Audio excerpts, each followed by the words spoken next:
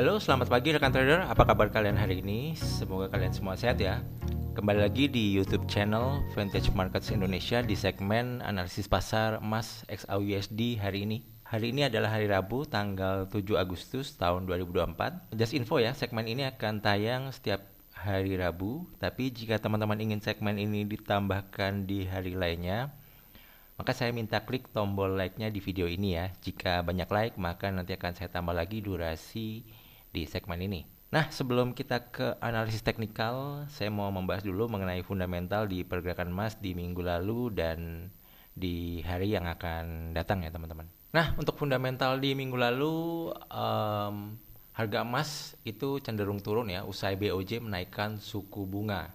Jadi Bank Sentral Jepang BOJ memutuskan untuk menaikkan suku bunga acuan jangka pendek menjadi sekitar 0,25% dari sebelumnya di kisaran 0 hingga 0,1%. Pengumuman tersebut disampaikan pada hari Rabu tanggal 31 Juli 2024 di akhir rapat 2 hari BOJ. Nah, kenaikan ini merupakan yang pertama sejak Maret ketika BOJ menaikkan suku bunga untuk pertama kalinya dalam 17 tahun dan mengakhiri kebijakan suku bunga negatif. Dan akibat dari kebijakan ini tidak hanya harga emas yang turun, tetapi pasar saham yang turun di berbagai negara, terutama di negara Jepang itu sendiri ya teman-teman. Investor cenderung lebih tertarik menjual saham dan save cash dalam bentuk mata uang yen. Ya tentunya kalau suku bunga dinaikin itu menjadi lirikan investor ya teman-teman ya untuk save mata uang tersebut ya, karena bunganya ibaratnya tinggi ya, dari sebelumnya rendah. Jadi banyak yang menjual saham dan save mata uang yen itu sendiri ya teman-teman. Dan impact dari hal tersebut berpengaruh ke berbagai harga lainnya ya, termasuk yang turun itu tidak hanya di emas ya, jadi Bitcoin juga ikut kena imbasnya juga akibat kebijakan ini ya teman-teman. Nah, berita yang perlu diwaspadai di minggu ini ada unemployment claims ya dari US. Ini akan rilis pada hari Kamis besok tanggal 8 Agustus jam 19.30 WIB ya. Berita klaim pengangguran US diprediksi mengalami penurunan dari bulan lalu sebesar 249.000 menjadi 241.000 di bulan ini. Jika hasil data actual bisa lebih rendah daripada data forecast dan previous, maka kemungkinan US dollar akan menguat karena klaim pengangguran semakin menurun ya, menyebabkan harga emas akan kembali bergerak turun teman-teman. Oke, sekarang kita langsung aja ya ke analisis teknikal dan mappingnya untuk pergerakan emas di minggu ini. Tapi sebelumnya saya mau membahas dulu mapping dan analisis di minggu lalu yang udah saya gambar ya. Nah, terakhir kita waktu bikin video di minggu lalu tanggal 31 Juli harga ada di kisaran sini ya teman-teman ya. Dan saya bilang ini ada supply area, di atasnya lagi ada supply area juga. Dan saya bilang juga di video yang lalu ketika ada news high impact, supply area yang ada di sini ini kemungkinan akan sangat mudah ditembus ya, dan teman-teman bisa mencari sell di supply area yang selanjutnya ya teman-teman. Nah, tapi sebelum news itu keluar, ini harga sempat mantul-mantul dulu di kisaran sini ya. Mantul-mantul, kemudian setelah news baru dia menyodok ke atas ya. Dan harga juga sempat mantul turun di supply area yang ini ya. Nah, ini sempat mantul lumayan ya, tuh 200-an pips ya.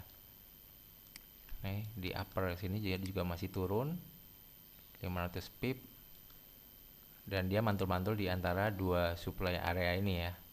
Ya, kalau biasanya kalau supply area di break dia bisa menjadi demand area ya. Maka ketika ini di break, ini biasanya juga jadi demand ya. Nah, makanya dia sempat mantul juga di sini, sempat mantul di sini ya. Akhirnya tapi dia break ke bawah, dan di demand area yang sudah saya gambar pada minggu lalu dia juga mantul lumayan nih 400 pip. Ya, semoga teman-teman yang mengikuti channel ini dan menyimak segmen mapping dan analisis emas ini turut terbantu ya, dan bisa profit. Oke, sekarang kita lanjut ke mapping dan analisis untuk kira-kira 1 minggu ke depan ya teman-teman ya. Ini udah saya gambarin ya, supply areanya ada di mana aja dan juga demand areanya. Kalau kita lihat dari time frame H4, ini sebetulnya di emas trennya masih cenderung naik ya, kalau kita lihat dari trendline yang ini ya teman-teman ya. ya. Ya, jadi harga belum bisa break di bawah trendline ini. Jadi ini trennya cenderung naik ya kalau untuk tren menengahnya. Cuman kalau kita lihat di tren kecilnya ini sebetulnya arahnya juga masih cenderung turun ya di time frame H1.